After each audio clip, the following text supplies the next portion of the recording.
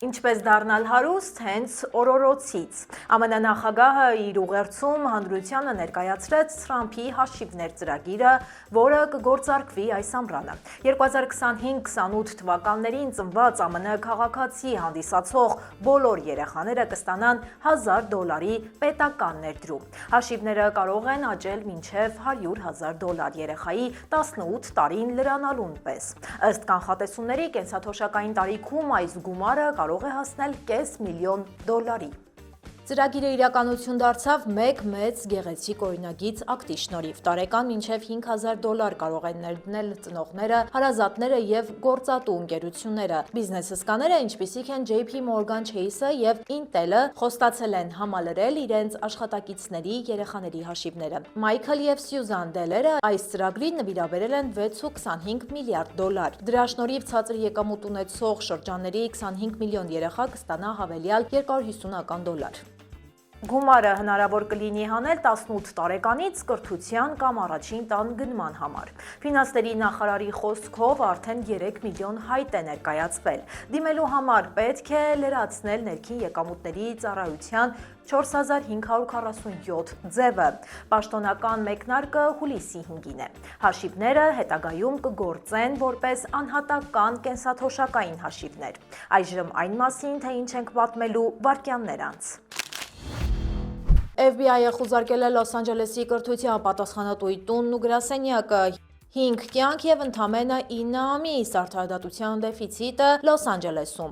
Կինոթատրոնների վերջին սեանսը AMC-ն կրճատում է իր շարքերը։ Ինչու են խոշոր բիզնեսները լքում Կալիֆոռնիան։ Մեծ ստեր թե պատվաբեր դիվանագիտություն, Թեհրանն ու Վաշինգտոնը Ժնևի շեմին։ Ահաբեկչական ներթափանցում թե սպանդ բախում Կուբայի ափերին։ Ով էր առողջական խնդիրներ ունեցող աստղագնացը, որին շտապ երկիր են հասցրել։ ՆԱՍԱ-ն բացել է գաղտնիքը։ Նեբրասկայի փողոցներից մեկում մեքենաները գետնի տակ են անցել։ Ճանապարհային տեսախցիկը արտասովոր կադրեր է որսացել։ Եվ 4 սոտանի հրշեջները վերադառնում են, կորոնան դիմում է այծերի օգնությանը։ Հետաքրքիր նորություններ ունենք նաև մեր Facebook-յան էջում։ Ինչու են հենց կանայք հայտնվել սրտային հիվանդությունների թիրախում։ Առևանգված երեխան փրկվել է զգոն անցորդների շնորհիվ։ Թռիչքը դեպի լուսին հետաձգվեց, հսկա հրթիռը վերադառնում է անգար։ Իսկ թողարկման երկրորդ մասում կաշխատի իմ գործընկերը Մանու Հարությունյանը այսօր պատմելու է առաջիկա օրերին սպասվող հետաքրքիր միջոցառումների մասին, այնպես որ բաց չթողնեք։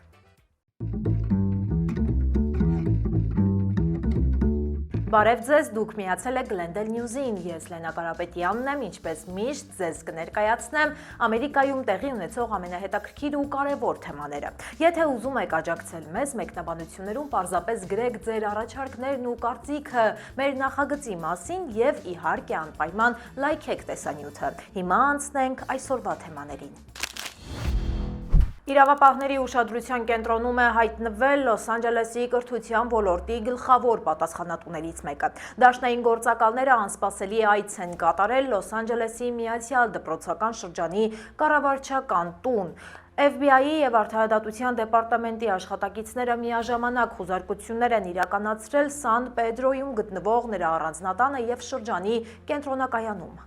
Westlake շրջանում գտնվող վարչական շենքի աշխատակիցներին հրահանգել են լքել առնվազն 1 հարկ, քանի դեռ գործակալները խուզարկում էին շենքը։ Սա մեծ աղմուկ է բարձրացրել Կալիֆոռնիա նահանգում, քանի որ նա ղեկավարում էր երկրի երկրորդ ամենամեծ դպրոցական համակարգը։ Իրավապահների ուշադրության կենտրոնում հայտնված պաշտոնյան գլխավորում է ավելի քան 500,000 աշակերտ ունեցող կառույցը 2022 թվականից։ Նա անցյալ տարի միաձայն վերանշանակվել էր իր պաշտոնում։ Դեռևս անհայտ է մնում, թե կոնկրետ ինչ են փնտրում քննիչները կամ արդյոք կառավարչին մեղադրանք է առաջադրվելու։ Ի դեպ, նա հաճախ էր հանդես գալիս Թրամփի քաղաքականության քննադատությամբ։ Սան Պեդրոյում տեղի ունեցած սարսափելի ավտովթարից 3 տարի անց զոհված 5 դեռահասների ծնողները հիասթափված են դատական համակարգից։ 2023 թվականի հունիսին 710-րդ եւ 91-րդ մայրուղիների հատման վայրում մեքենան մեծ արագությամբ բախվել էր պատնեշին ու բռնկվել։ Իրավապահների տվյալներով ողբերգության հիմնական պատճառը եղել է վարորդի անպատասխանատու վարքը, ալկոհոլն ու չամրակապված լինելը։ Վթարի պահին վարորդը ընդամենը 16 տարեկան էր, իսկ այժմ նա արդեն 19 տարեկան երիտասարդ է։ Չնայած 5 մարդու մահվանը, գործող օրենքներով նրան չեն կարող դատել որպես չափահասի, քանի որ դեպքի պահին նա դեռ անչափահաս էր։ Ընտանիքներին հայտնել են, որ վարորդը կարող է պատիժը կրել հատուկ ուղիչ ճամբարում ընդամենը 9 ամիս ժամկետով։ Սգավոր ծնողները պնդում են, որ նման թեթև պատիժը բացարձակապես չի համապատասխանում կատարված հանցանքի ծանրությանն ու դաժան հետևանքներին։ Նրանք ակնկալում են, որ դատարանը հաշվի կառնի նաև դեռահասների հեռախոսներով ֆիքսված կադրերը, որոնք ակնհայտորեն ապացուցում են վարորդի ցուցադրական անփութությունն ու վտանգավոր վարքագիծը մինչև բախման պահը։ Աշխարհի խոշորագույն կինոթատրոնների ցանցը AMC Theatres-ը նախազգուշացրել է ցածր արդյունավետություն ունեցող վայրերի կրճատման մասին։ Վերջին 5 տարում ցանցն արդեն փակել է 213 կինոթատրոն։ 2019-ին Հյուսիսային Ամերիկայի կինովարձույթը հասել էր 11.4 միլիարդ դոլարի, սակայն համավարակն ու այնպիսի հարթակները, ինչպիսիք են Netflix-ը եւ Disney Plus-ը, փոխեցին իրավիճակը։ Այժմ ցանցը փորձում է վերականգնել հավասարակշռությունը։ 50 տարի շարունակ Ոսկե նահանգում հիմնավորվելուց հետո Public Storage ընկերությունը տեղափոխում է իր կենտրոնակայանը Լոս Անջելեսի Գլենդել քաղաքից Թեքսասի Ֆրիսկո շրջան։ 1972 թվականին Էլ Քահոնում հիմնադրված հսկան այսօր ունի ավելի քան 3300 պահեստային տարածք ԱՄՆ 43 նահանգներում։ Հակառակ գլխավոր գրասենյակի տեղափոխմանը հաստատվել է, որ նախատեսում են պահպանել ընկերության երկարաժամկետ ներկայությունը Գլենդելում։ Սա թույլ կտա չխզել կապերը Լոս Անջելեսի հետ, միաժամանակ զարգացնելով բիզնեսը Թեքսասում։ Կալիֆոռնիայից հեռանալը վերջին տարիներին դարձել է միտում։ 2024-ին Chevron ընկերությունը լքեց Սան Ռամոնը, մեկնելով Հյուսթոն։ Նույն տարում Իլոն Մասկը հայտարարեց SpaceX-ի եւ X-ի կենտրոնակայանների տեղափոխման մասին։ Մասկը տեղափոխել էր նաև Tesla-ի կենտրոնակայանը Փալո Ալտոից Օսթին, իսկ ավելի վաղ Չարլզ Շվաբ ընկերությունը Սան Ֆրանցիսկոից մեկնել էր Westlake։ Մեքսիկական թմրակարտելներից մեկի ղեկավարի սպանությունից հետո իրավիճակը երկրում դեռ ամբողջապես չի հանդարտվել։ Նրա մահը կարևոր շրջադարձ էր կազմակերպված հանցավորության և թմրանյութերի ապօրինի շրջանառության դեմ Մեքսիկայի երկարամյա պայքարում։ Պարագլխի սպանությանը հաջորդեց հանցավոր խմբավորումների կամ ազդեցություն կրած համայնքների բուռն արձագանքը։ Դա հանգեցրեց բռնությունների և բախումների։ Հաղորդվում է, որ անկարգությունների ընթացքում զոհվել է մոտ 25 քաղաքացիական անձ։ Իրանը հակադարձեց նախագահ Թրամփի ճնշումներին Ժնևում կայանալիք միջուկային բանակցություններից առաջ։ Մինչև ԱՄՆ-ն տասնամյակների ընթացքում իր ամենամեծ ռազմական ուժն է կուտակում տարածաշրջանում, Թեհրանը նախագահի խոսքերը անվանում է մեծ սուտ։ Արբանյակային լուսանկարները ցույց են տալիս, որ ամերիկյան նավերն արդեն դուրս են եկել Բահրեյնի նավահանգստից հնարավոր հարձակմանը դիմակայելու համար։ Իր ուղերձում Թրամփը զգուշացրել էր, որ Իրանն արդեն ունի Եվրոպային և ամերիկյան բազաներին սպառնացող հրթիռներ։ Ատոմային էներգիայի միջազգային գործակալության տվյալներով Ուրանի հարստացումը մոտեցել էր զենքի մակարդակին։ Իրանի ներկայացուցիչները սակայն հայտարարել են, որ Իրանի միջուկային ծրագրի մասին պնդումները պարզապես մեծ ստերի կրկնություն են։ ԱՄՆ պետքարտուղարը հույս է հայտնել, որ առաջընթաց կլինի, բայց նշել է բալիստիկ հրթիռների շուրջ լուրջ խնդիրը։ Օմանի միջնորդությամբ կայանալիք հանդիպմանը Սթիվ Ուիթքոֆի գլխավորած պատվիրակությունը կփորձի գնահատել Իրանի լրջությունը։ Եթե բանակցությունները ձախողվեն, նոր պատերազմի վտանգը կդառնա ավելի իրական, վտանգելով տասնյակ հազարավոր ամերիկացի զինծառայողների կյանքը և ազդելով նավթի համաշխարհային գների վրա։ Կուբայի պաշտոնյաները հայտարարել են, որ Ֆլորիդայում գրանցված արագընթաց նավակի հետ զինված բախման հետևանքով 4 մարդ է զոհվել։ Նավակը խախտել է Կուբայի տարածքային ջրերը, հանգեցնելով փոխհրաձգության սահմանապահ զորքերի հետ։ Կուբայի ներքին գործերի նախարարության տվյալներով խմբի բոլոր անդամները ԱՄՆ բնակիչներ էին։ Պաշտոնական Հավանան պնդում է, որ նավակում գտնվող 10 զինված անձինք նպատակ ունեին իրականացնել զինված ներթափանցում ահաբեկչական նպատակներով։ Առգրավել են ինքնաձիգները, ատրճանակները, ինքնաշեն պայթուցիկ սարքեր, զրահաբաճկոններ և զինվորական համազգեստ։ Միջադեպի ընթացքում վիրավորվել է կուբայական նավի հրամանատարը և ԱՄՆ-ից ժամանած նավակի ևս 6 ուղևոր, որոնք այժմ կալանավորված են։ ԱՄՆ պետքարտուղարը հայտարարել է, որ Վաշինգտոնը կիրականացնի անկախ հետաքննություն։ Ֆլորիդայի գլխավոր դատախազը հրահանգել հրահանգել է սկսել հետաքննությունը։ Նա տեղի ունեցածն անվանել է սպանդ, սա տեղի է ունենում Թրամփի կողմից Կուբային հայտարարված նավթային շրջափակման պայմաններում, ինչը զարգացումներին լրացուցիչ լարվածություն է հաղորդում։ ՆԱՍԱ-ն բացահայտել է, որ միջազգային տիեզերակայանում բժշկական խնդիրներ է ունեցել Մայք Ֆինկեն։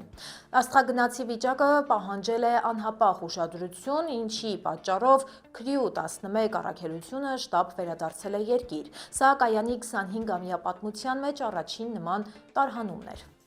Անձնակազմը վայրեջք էր կատարել Սան Դիեգոյի ափերին SpaceX-ի պարկ ու ճոխ օգտվելու այնպիսի բժշկական սարքավորումներից, որոնք տիեզերքում հասանելի չեն։ 58-ամյա Ֆինկեն այժմ վերականգնվում է Հյուսթոնի տիեզերական կենտրոնում։ Ներքին անվտանգության դեպարտամենտի բարձրաստիճան պաշտոնյան վստահեցրել է նահանգային ընտրական ղեկավարներին, որ այսի գործակալները չեն հայտնվի ընտրատեղամասերում, այնուամենայնիվ Արիզոնայի պետքարտուղարը թերհավատորեն է մոտեցել այս խոստմանը։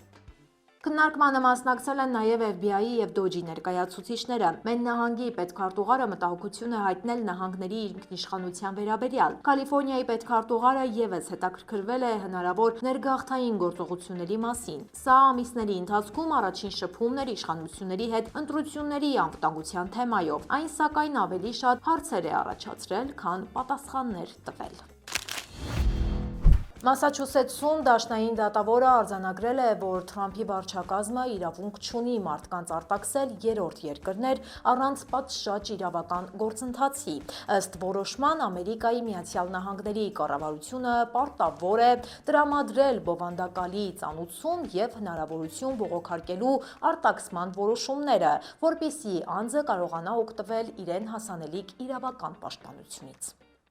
Ըստ դատավորի իշխանությունները չեն կարող մարդուն ուղարկել մի երկիր, որի հետ նա նախկինում որևէ կապ չի ունեցել։ Խնդիրը ծագել էր, երբ 8 միգրանտներ հարավային Սուդանի փոխարեն հայտնվել էին Ջիբութիում։ Թեև այս կիրառում էր արտաքսման արագացված մեթոդներ, դատարանը հիշեցրել է, որ Կոնգրեսի որոշմամբ իշխանությունները չեն կարող արտաքսել որևէ մեկին այնտեղ, որտեղ նրա կյանքին կամ ազատությանը վտանգ է սպառնում։ Սպիտակ տան խոսնակը պաշտպանել է վարչակազմի գործողությունները, նշելով, որ Թրամփի վարչակազմը հեռացրել է միայն վտանգավոր հանցագործ ապօրինի օտարերկրացիներին։ DHS-ին այժմ տրվել է 15 օր ժամանակ դատավորի վճիռը բողոքարկելու համար։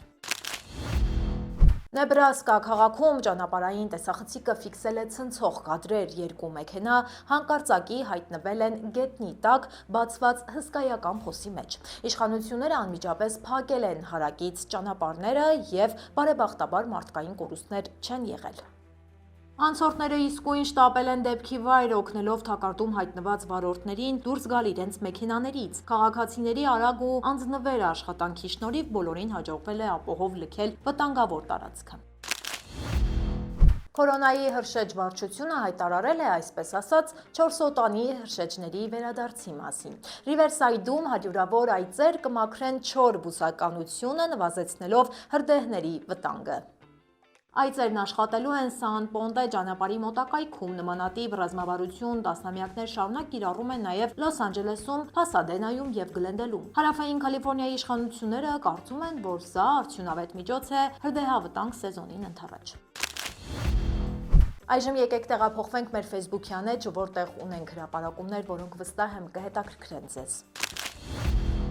Սիրտանոթային հիվանդությունները դարձել են ԱՄՆ-ում կանանց մահացության հիմնական պատճառը։ Սրտի ամերիկյան ասոցիացիայի կանխատեսմամբ մինչև 2050 թվականը հիվանդների թիվը կտրուկ կաճի, հասնելով 14,4%-ի։ Ճարպակալումն ու շաքարախտը լրացուցիչ ահազանգ են, ստիպելով մասնագետներին վերանայել հիվանդությունների վաղ հայտնաբերման ու կանխարգելման մեթոդները։ Ռիսկի գործոնները աճում են նույնիսկ 20-ից 40 տարեկան երիտասարդ կանանց շրջանում։ Սակայն լավատեսությունը պահպանվում է, քանի որ ըստ մասնագետների սրտի հիվանդությունների ռիսկերի 80%-ը կանխարգելելի է։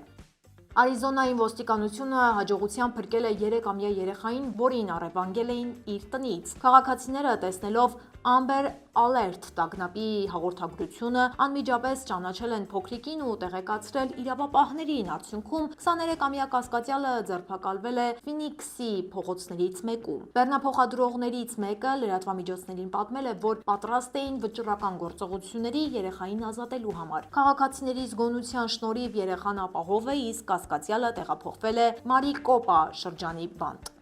ՆԱՍԱ-ն անկար է վերադարձնում իր հսկայական տիեզերական արձակման համակարգը։ Ֆլորիդայի Քենեդիի տիեզերական կենտրոնում հայտնաբերված հելիումի հոսքի խցանման պատճառով Արտեմիս 2 առաքելության մարտյան թռիչքն այժմ հնարավոր չէ իրականացնել։ Ես հասկանում եմ, որ մարդիկ հիասթափված են այս զարգացումներից, նշել է ՆԱՍԱ-ի ադմինիստրատորը, չնշելով նոր ժամկետներ հետաձգված թռիչքի համար։ 11 միլիոն ֆունտ կշռող հրթիռը կտեղափոխվի Օրիոն պարկուճով հանդերձ։ Այժմ 4 աստղագնացները ստիպված են սպասել առնվազն մինչև ապրիլ իրենց լուսնային թռիչքի նոր փորձի համար։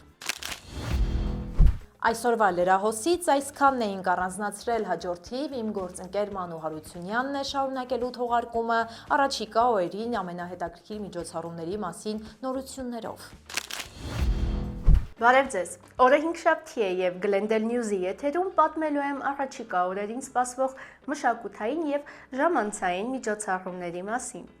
Գրիգը կրկին բեմում է, ներկայացնելով իր նոր ստենդափ շոուն, էներգետիկայով լի ծրագիր է, որտեղ նա սուր հումորով անդրադառնում է ամեն ինչին և բոլորին։ Ձեզ սպասվում է ծիծաղի, անկեղծության և համարձակ դիտարկումների անմոռանալի երեկո։ Մարտի 1-ին երեկոյան ժամը 7-ին Փասադենայի AGBU Performing Arts Center-ում։ Արփենիկ Հակոբյանը ճանաչված հայ ազգի ջազային երգչուհի է, բազմաժանր թավջութակահար և մանկավարժ, որը հայտնի է ԱՄՆ-ում, Բելգիայում և Հայաստանում։ Նա իր արվեստում համադրում է դասական կրթությունը ջազի հետ, ելույթ ունենալով տարբեր հայտնի արտիստների, ինչպես Հայաստանում, այնպես էլ երկրի սահմաններից դուրս։ Arpenic and Friends Jazz Night Ջազային երեկոյի մասնակիցը կարող եք դառնալ մարտի 3-ին երեկոյան ժամը 6-ին Glendale-ի L Avenue-ում։ Գարունը սկսվում է փոքրիկների համար հիանալի նորություններով, երեխախոզուկների նոր արկածները։ Սա այն է, ինչ պետք է փոքրիկների ուրախ տրամադրության համար։ Հանրահայտ հեքիաթը նոր մոտիվներով կարող եք դիտել մարտի 1-ին ժամը 3-ին Փասադենայի AGBU Performing Arts Center-ում։ Կրկին հրավիրում են երեխաներին և ոչ միայն նրանց Կարմիր վզնոցը, հայկական հույսի պատմությունները մանկական մեդիայում։ Ազդեցիկ և արդիական շնորհանդեսը կվարի պրոդյուսեր և արվեստագետ Արփի Գրիգորյանը մարտի 1-ին Glendale-ում։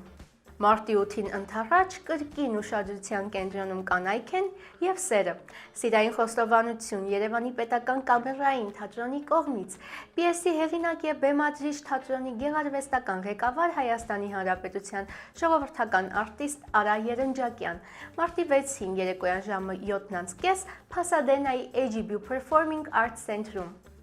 Եթե բաց թողնեք մարտի 6-ը, կարող եք պիեսը վայելել մարտի 8-ին երեկոյան ժամը 7:30-ին Փասադենայի AGBU Performing Arts Center-ում։ Անմոռանալի երեկո, որտեղ միաձուլվում են մեղմ ջազն ու սուր հումորը, վայելեք ստենդափ կատակերգու Սերգեյ Դանիելյանի սրամտությունը, ծիծաղի և կենդանի երաժշտության եզակի համադրություն, որը չարժի բաց թողնել։ Մարտի 10-ին երեկոյան ժամը 6-ին Glendale-ի L Avenue-ում կազմակերպիչները զգուշացնում են, որ միջոցառումը նախատեսված է 18-ից բարձր տարիքի անձանց համար։ Իսկ եթե գիտության սիրահար եք, հաջորդ առաջարկը անկախ տարիքից ձեզ համար է Մումիաներ 3D։ Փարավոնների գաղտնիքները ֆիլմում հանդիսատեսը կճամփորդի դեպի Եգիպտոսի արքայական դամբարաններ և կբացահայտի հին եգիպտական հասարակության պատմությունը ներկայացված անցյալի մումիաների միջոցով, և այդ ամենը հսկա էկրանին։ Ֆիլմը կարող եք դիտել փետրվարի 7-ից մինչև սեպտեմբերի 7-ը ժամը 10:30-ից 2:30 Լոս Անջելեսի California Science Center-ում։